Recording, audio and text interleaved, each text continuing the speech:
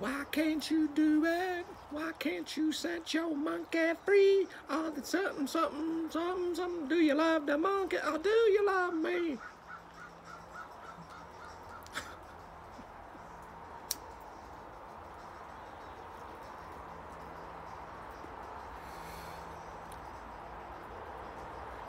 Oh, that's nice. I just, here, hang on. It's hard to talk to y'all when I have George Michael singing Monkey in my head. Why didn't you do it? I used to dance a lot to George Michael back in the nightclub days. Gay night was always fun to dance. No, I'm not gay, nor am I bi. Everybody thinks that, but I'm not. But I have a lot of gay friends. And I loved dancing. It was always cool to go dancing with those dudes. Lots of George Michael in the 90s. Where was I going with that? Oh, yeah. So I walked to my favorite place, the Boulder Wellness Center. That's where I buy my medicinals. I sold some paintings, so, you know, went and picked up a little bit. Yay! And it's a new flavor. It's half indica, half sativa. I'm trying to think of the name, and I smoked some of this on the way home, so I can't quite remember. But it's quite nice. It's got a good balance. The brain wants to create, and the body wants to move. And there's not too much of that Floyd on the couch. I wish I could remember. It was like banana shiba. I can't remember. I'll have to look it up. Oh, I got the little container thingy in the house there. I'll look that up and tell y'all later. The writing's going well. Different narrator in my head. Before, when I was writing the Hourglass stuff, and like the last 20 years, it took me that long to write that fucking novel. There was a fear that everything was going to end for many different reasons.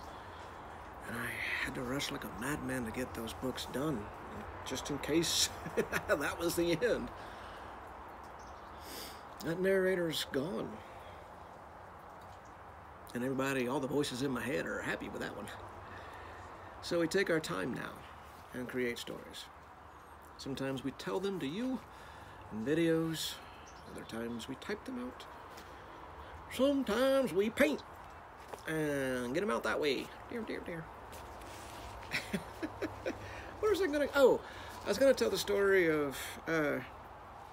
It's already at 3 minutes though, so I should probably hold off on that. I'll give you a hint teaser thing. I don't know what that. So the whole gay bisexual thing, I get it a lot. The people are like, "Oh, you must have seen one up close, or you." Or don't get me wrong. If I see a very beautiful man, I'll say that's a very beautiful man. In my head, I don't think I want to suck his dick. No, I'm not a pee-pee dude. I love women, but I do have effeminate traits because when I was a munchkin, my mom was pretty much a single mom. There may have been men in her life, but they weren't very good men. And so what happened was, she left me with women. A lot. Hell, I even remember, and I do believe my mom wanted to have a girl. And there's many examples I can give of this, but my earliest memory is my mom and one of her friends dressed me up for Halloween like a girl, and they fucking took their time. I mean, that was the snow. I thought somebody was knocking on the door. They took forever to dress me up like a girl. Wig, makeup, everything. And to make that, and we were out in the country when she did this. And I remember, like, the part of me just dying as I'm like, "Mom, please stop doing this." And she's, "Oh, now act like a girl." And she put boobies in me, and you stick your boobies out. And Then the horror came when she goes, let's go into Milroy to the Halloween contest. We'll win. My eyes got big as teacups.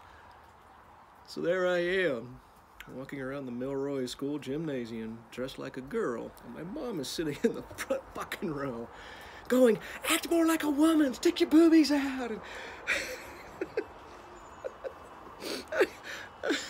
I remember just watching, the kid behind me was dressed like an alligator. And I remember I had my shoulders slumped, was just going around and around like children will do. And the kid behind me, he's got this alligator, and he goes, hey kid, you want to use my cane so at least you look like an old lady? And I just turned around and went, no, Mom wants a young girl. But between that, things like that, and Mom always leaving me with women did a lot of feminine traits with me. You know, they danced with me. They taught me how to embrace that feminine side, which I do. And I'll tell more stories about it later because I'm at 6 minutes now. But I'll never forget my mom. Stick your boobies out, act more like a girl. So, Dana, why you messed up? Oh, I have my reasons. All right, one more hit from this. And then I'll talk about one of my favorite stories I do want to write. And I didn't want to write it with the dark narrator in my head. I wanted to write it with the happy narrator. I hung out in my mom's bars a lot. Because one, the kids hated me. I was the stinky kid, wore the same clothes, blah, blah, blah. So kids would beat the shit out of me, and I hated the fuckers. What I discovered was drunk people act like children as well, but they don't fuck with you. So I spent a lot of time in my mom's bar during the day. And there's always broken-hearted women at the bar where my mom worked. So I wound up dancing with a lot of women, and I wrote about it in the... I keep thinking snow's gonna fall on me. I wrote about it in the last novel. But this one's gonna be more about... I used to look back on it, and it was very dark because of all the violence and the turtles and the murders and blah, blah, blah, blah, blah, blah.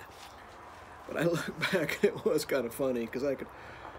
All right, 7 minutes, 30 seconds. There's the teaser. The next one's going to be talking about dancing with drunk women in the bar and how much it influenced me in a very good way.